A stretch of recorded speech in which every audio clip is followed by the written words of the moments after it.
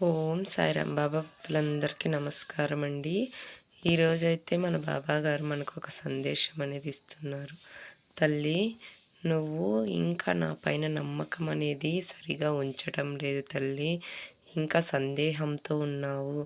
బాబా నన్ను రక్షిస్తాడా లేదా అని. నువ్వు ఎప్పుడూ కూడా సందేహించకు.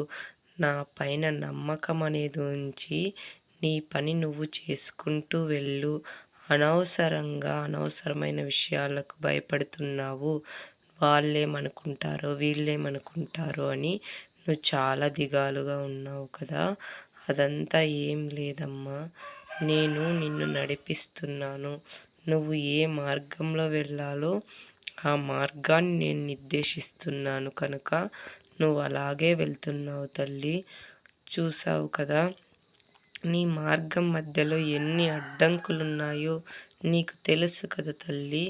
అవన్నీ నేను నీకు తొందరలోనే అన్నీ కూడా క్లియర్ అయ్యేలా, అన్నీ కూడా నీ అడ్డంకులన్నీ తొలగిపోయేలా నేను నీకు చేస్తానమ్మా.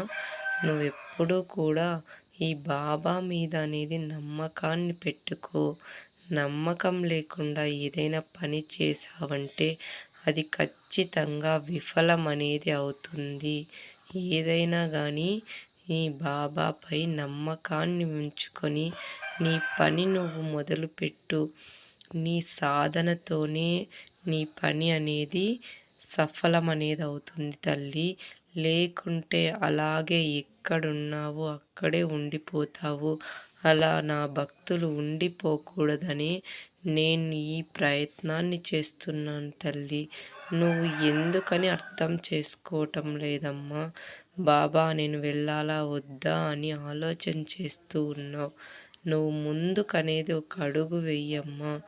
ఫస్ట్ అడుగు ఎప్పుడూ కూడా కష్టంగానే ఉంటుంది.